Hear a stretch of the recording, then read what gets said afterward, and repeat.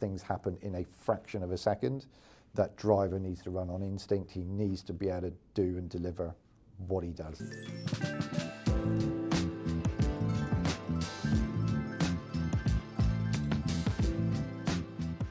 Hello and welcome to Tech. I'm your host, Carolina Milanesi, and today I'm coming to you from lovely, sunny and breezy North Carolina.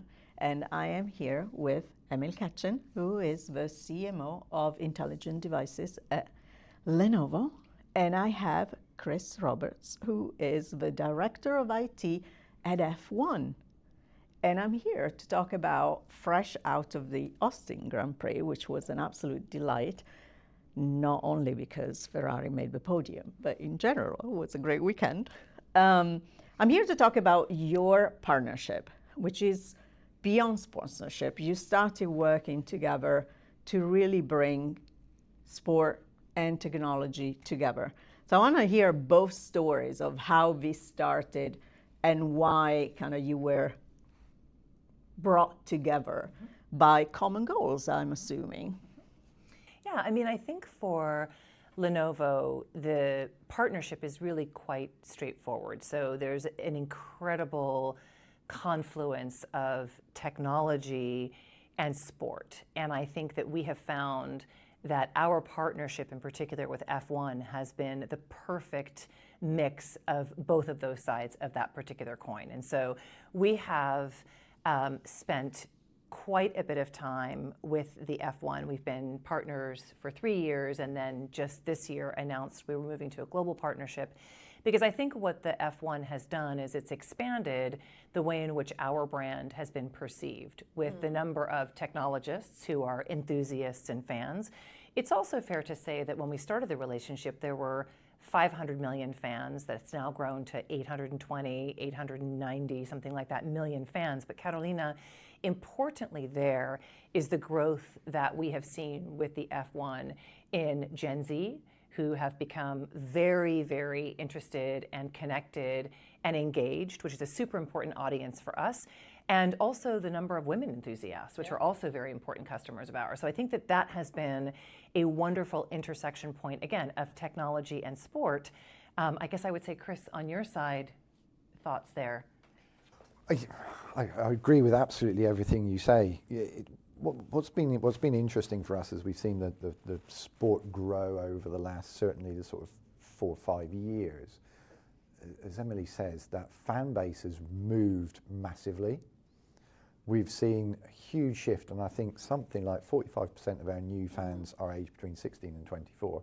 This has never before happened, and we're seeing obviously a lot more females coming to the sport. The introduction of Formula One Academy has been so popular.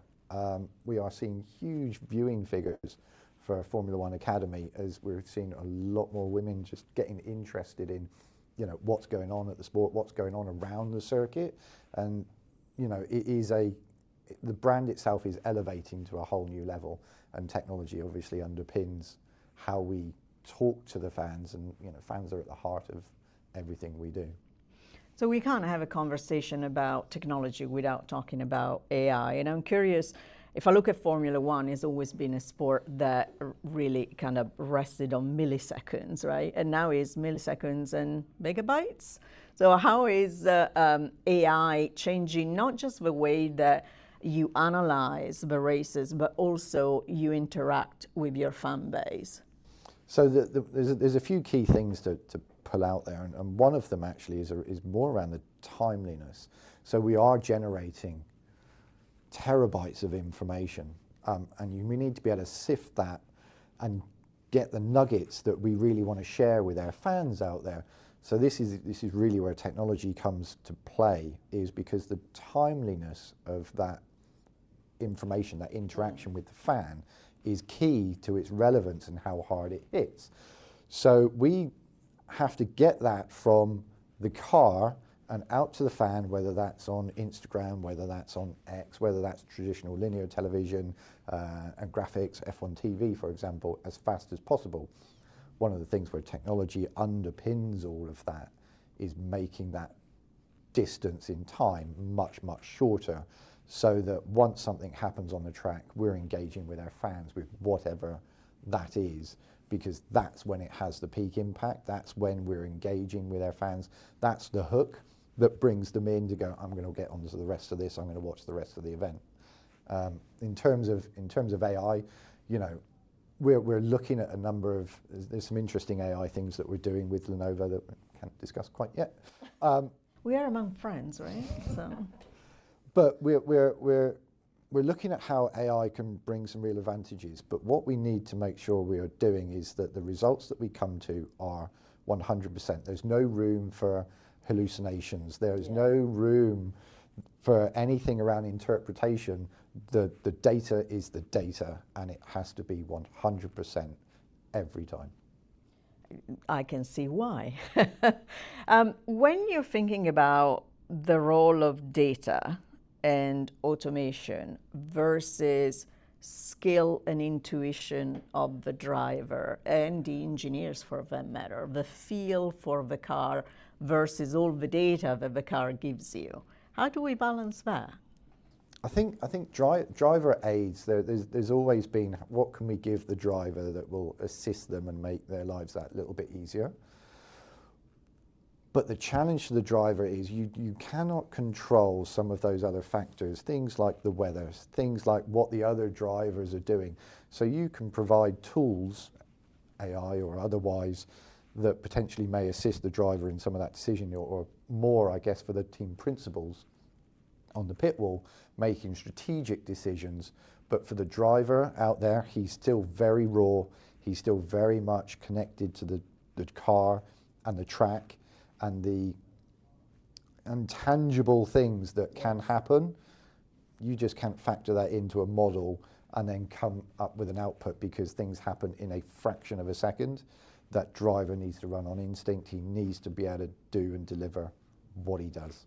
Yeah, I think the humans are still a big part of everything that we do.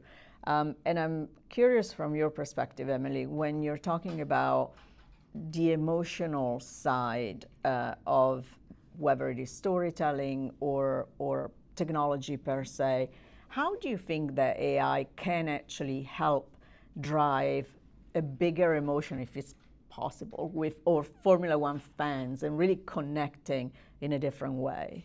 I think, so first of all, I think it's a great question from the standpoint of the natural and inherent emotion that sports brings to the world. I actually think, Carolina, is super important for brands because sports is the great unifier. And you could argue that the world is maybe a little bit at odds with itself. However, sports brings people together and it unites us. And if you're rooting for your driver, for your team, I think that is a wonderful and fertile ground for emotional storytelling. And you will see, you will see that our campaign that we launched this year, and we've been very conscious of kind of updating, our stories as we've enjoyed the relationship.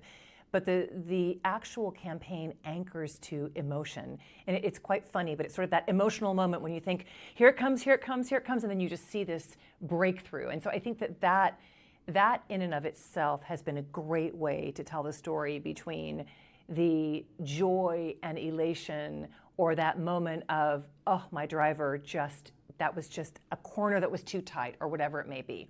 So when I think about the relationship, that is where we come together and bring those stories together with our chosen audience. And I think the power of the sport. Now, where does AI come into that? It's a great question. Here's a good example of where AI has been really helpful to us.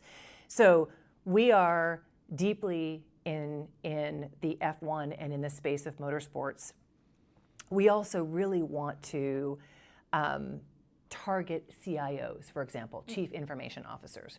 And so one of the things that we've done is we've worked with an organization to help us in our media planning and execution by helping us with contextual targeting. It's very difficult. There's a big world out there of F1 enthusiasts, and there's a smaller world of CIOs. And by using a company called SeedTag, with whom we've been very sort of forthright in doing a lot of testing and work with them, we actually were able to improve our contextual advertising and landscape to get us to a 55% greater attach of that audience to that particular piece of creative. So you can imagine AI and what SeedTag brings to the table through their technology, making us 55% more efficient means I'm able to spend more or less depending on what it is that I want to do. But that's a great example of how AI can really help advance the marketing agenda, but also the fusion of that audience to that message. And so that's, I think, a very good example of how that's really helped us in our marketing. That's amazing, because people talk a lot about AI in jobs and everything, but to your point, it's about even doing more with it, or save money to allocate it somewhere else, which is always very useful. You two, from a company perspective and also personally, share another kind of common goal, which is sustainability. I'm curious, from F1 perspective, what is your biggest challenge to get to your 2030 goal of net zero? And from Lenovo perspective, how you're thinking about helping with that? So it is a big challenge, and we've recently announced some figures of how we're moving towards that, and F1 is completely committed to getting there by 2030. And thank you for saying that, because there are times, as you pointed out, where commitment sometimes is not as outspoken as it used to be. So I appreciate you. No, and I think it's on the board. It's one of those items that is on the agenda. If you'd have went back 5 years, it was probably on the bottom of the agenda if it had made it at all. It's one of those things that's front and center. One of the areas that we're looking at, we're always going to have to transport hardware globally. We are a global sport, 24 races a year. There's no way that we can sidestep the fact that we need to do some implementations at each circuit. One of the things that our next iteration is that we're looking at how much sea freight can we start to use, how many sets of certain pieces of hardware can we deploy globally that allows us to leave things in region so that we're not shipping it around the world. And that's a piece of work that we're currently doing, and I think it's going to have massive results, and we're looking at how we can embed things like AI in terms of tracking where that set of hardware is, and tracking when there's been an issue with hardware set number 3, and therefore we need to make some changes to the other sets as well. So any modification on one needs to be tracked across all of them. And I think that's probably the next big iteration for Formula One. And obviously Lenovo are a massive part of any new configuration and setup that we have, because for sure we will be deploying kits to various parts of the world. Yeah. I should know that before you give me your answer, but do the teams have goals that or requirements to help you reach those goals? We actually manage and control all of the freight for all of the F1 teams as well. So we are the people that they will give us their cars, everything else, and we're the people that are responsible for moving it from one place to another. So we'll be working with them on any efficiencies. Awesome. Yeah. I think the best way to think about sort of the combination of the shared values, Carolina, as you pointed out, I would say one shining example of that, and there are many, but one just to kind of bring it home, is something that we've worked on together with F1, and it's something that we also offer a multitude of different customers around the world, which is what we call ARS, or our asset recovery services. And I think Chris has done a great job of pushing Lenovo in this direction, but it's also something that we feel quite strongly about in the context of being able to take assets that might be aging out or that might need to be replaced and sustainably replacing them and making sure that they're either redeployed or managed in a way that is consistent with our sustainability goals and F1 sustainability goals, which I think is really important. So I think it's just a nice example of how we do that together. And if I could just add a little point to that one, actually, and it's great that you mentioned it, but we also work with Lenovo on bulk packaging as well. So when we're bringing in large orders, we work with them, so we have bulk packaging, so not everything comes in its own individual box.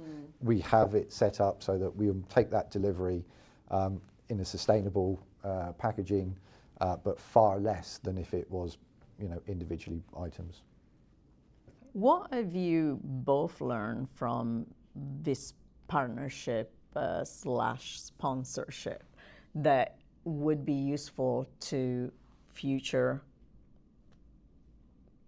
companies that will want to partner with you and supply it from a partnership perspective for you?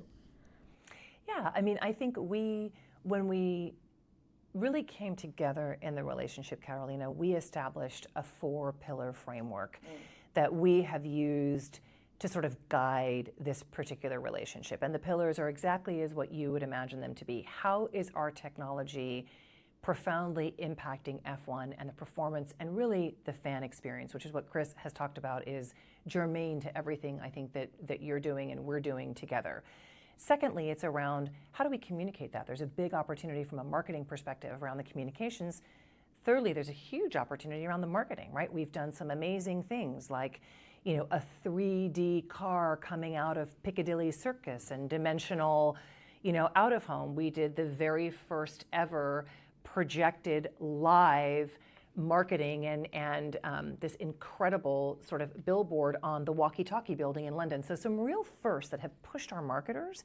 And then I would say the last piece is then how we pass that into customer relationships in our VIP areas and things that we can bring these amazing experiences to customers, analysts, press along the way to help to tell these deeply personal, these deeply emotional, and these deeply unique stories. And so I think the relationship is really amazing in the context of how we work with Chris, we work with the sponsorship team, with the marketing team, with the communications teams, and I think they've done a nice job of nudging us, but also helping to encourage us along the way. And I see it as a great foundation for future partnerships and relationships that we would most certainly have. I think that's really good, and it's hard to add much onto it. But I think from an F1 perspective, one of the things where we work with Lenovo is Lenovo's, and rightly so, it has to be real. It has to be real. It's not a badging exercise. We deploy their hardware in some really horrific places that I wouldn't want to show any of their techies, but we do it anyway. And the stories are real. This is not made up. This isn't just some press release. You can come out to the circuit as you have done. As I have, yeah. And you can see that hardware in situ being used 24 times a year. And I think that's one of the big things that makes this relationship as strong as it is because we can stand behind absolutely everything that we say. It's been 100% every single time. Fast forward 2 years from now, what would you be talking about as far as a win on both sides? I'd like to be talking about that processing of AI workloads across those AI-enabled devices. So bringing that workload, so whether we're talking about freight around the world or whether we're talking about the AI companion or however we're slicing it, my roadmap personally is that those AI-enabled devices are across Formula One, and we can start plugging in whatever applications we want. And I think it was, one of those things is around that future-proofing, which is 100% correct. But I want to be sitting here in 2 years' time saying, we're doing this, we're doing this, we're doing this, we're doing this, but it's all sitting on that common hardware platform that Lenovo are providing. And I'm confident we'll get there. We will absolutely get there. And I think that is an excellent and shared vision that we have. I think furthermore, the story I'd like to be telling in 2 years is the story of how we've continued to push one another and deepen the relationship and deepen our relationship with our audiences, with our fans, with all the different communities that we serve. Lenovo stands for smarter technology for all, and that really is the premise with which we came into this relationship, and I would love for us to see that come to fruition even more in the next 2 years. I'm going to put you both on the spot. Are we going to see a Formula One branded something within 2 years? Oh, I wouldn't rule it out. Would not rule that out. Have you seen my notebook?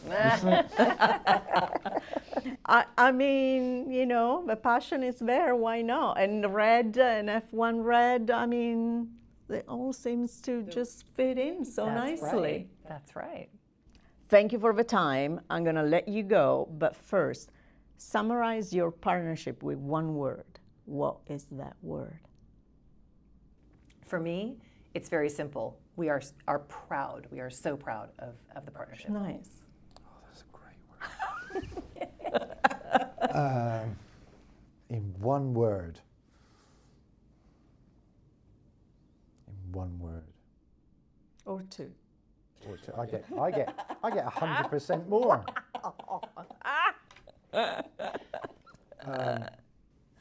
I'm going to use my two. Shared vision. Nice. A proud shared vision.